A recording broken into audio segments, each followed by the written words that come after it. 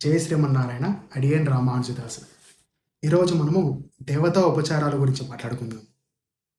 దేవతోపచారాలు ఎన్ని, అవి మనకు ఏం చెబుతున్నాయి, వాటిని మనం ఎలా చేయాలి అనే విషయాల గురించి మాట్లాడుకునే ముందు మనకు ఉపచారము అంటే ఏమిటో తెలియాలి. ఉపచారము అనే పదాన్ని రెండుగా విభజిస్తే ఉప ప్లస్ ఆచారము అనే రెండు పదాలు వస్తాయి. ఉప అంటే దగ్గరగా లేదా సమీపంగా, ఆచారము అంటే ఆచరించే పద్ధతి లేదా చేసే సేవ.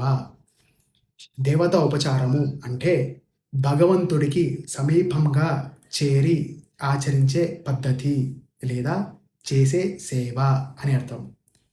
దేవతోపచారాలు మొత్తము 16. వాటినే షోడశ ఉపచారాలు అని కూడా అంటారు.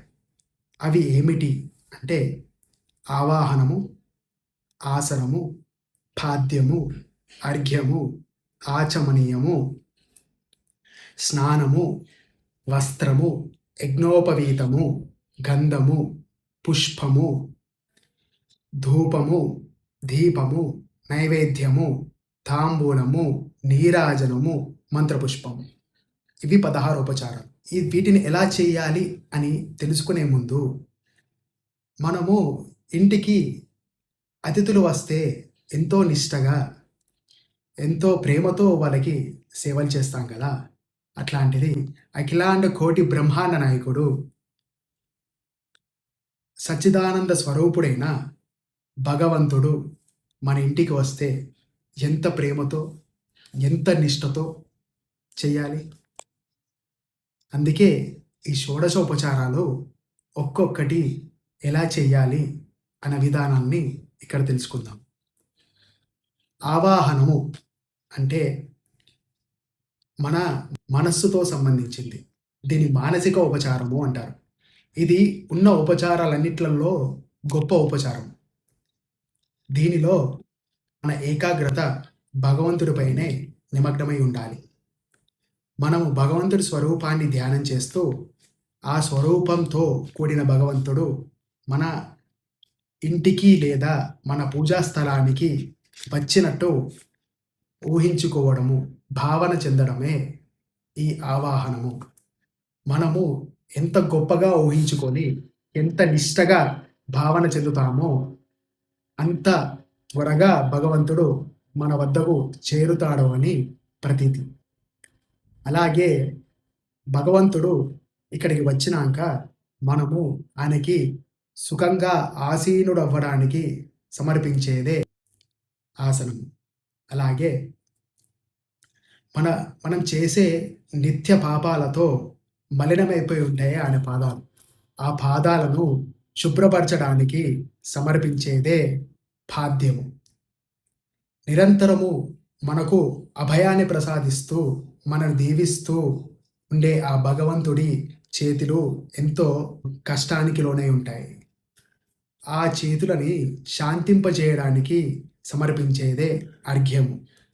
అలాగే ప్రేమతో ఆనే దప్పి తీర్చుకోవడానికి సమర్పించేదే ఆచమనం.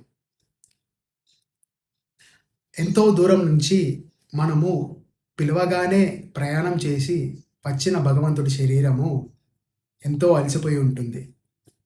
అలా అలసిపోయిన శరీరాన్ని శాంతింపజేయడానికి సమర్పించేదే స్నానము లేదా అభిషేకము. అభిషేకానంతరము మనము వస్త్రాలను సమర్పిస్తాము. భగవంతుడికి సువర్ణ వస్త్రాలను సమర్పించే స్తోమత లేకున్నా ఎటువంటి వస్త్రాలైనా మంచి భావనతో సమర్పిస్తే అవి సువర్ణ వస్త్రాల కిందనే భగవంతుడు స్వీకరిస్తాడు.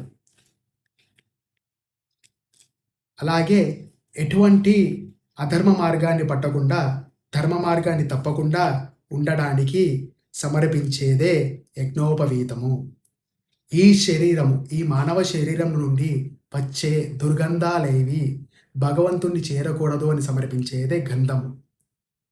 పుష్పం ఎంత పవిత్రంగా ఉంటుందో మన హృదయం కూడా నిరంతరం అంతే పవిత్రంగా ఉండాలని సమర్పించేదే పుష్పము. అలాగే మన అహంకారము నశించిపోవాలని సమర్పించేదే ధూపము. అజ్ఞానం తొలగిపోవాలని సమర్పించేదే దీపము. ఆయన స్వీకరించిన శేషాన్ని మనం స్వీకరించే భాగ్యం కలిగేది కేవలం నైవేద్యం దగ్గర మాత్రమే. ప్రేమతో సమర్పించేది నైవేద్యము. గౌరవంతో సమర్పించేది తాంబూలం. అలాగే భగవంతుడికి ఎటువంటి దృష్టి దోషము కలగకుండా ఉండడానికి సమర్పించేదే నీరాజనము. నిరంతరము సర్వశరణాగతితో సమర్పించేదే మంత్రపుష్పము. ఇలా ఈ షోడశ ఉపచారాలు అన్నీ మన భావనతో ఇమిడి ఉన్నాయి. మన భావన ఎంత గొప్పదైతే భగవంతుడు అంత ప్రేమగా స్వీకరిస్తాడు. ఈ షోడశ ఉపచారాలలో అన్నిటికన్నా గొప్ప ఉపచారము మానసిక ఉపచారము. మన మనస్సు, మన భావననే ముఖ్యము. భగవద్గీతలో చెప్పినట్టు భగవంతుడు ప్రేమతో చిన్న పుష్పాన్ని సమర్పించినా తప్పకుండా స్వీకరిస్తాడు. ఈ షోడశోపచార పూజలు మనం రోజు చేసుకోవడం వల్ల మన లోపలున్న కోప ఆవేశాలన్నీ తొలగిపోయి మనస్సు శాంతిని చెందుతుంది. అలాగే భగవంతుడు మనని నిరంతరం రక్షిస్తూ ఉంటాడు. నిత్యము మనము భగవంతుడి పూజ చేసుకుందాము, భగవంతుడికి దగ్గరగా అవుదాము. జై శ్రీమన్నారాయణ.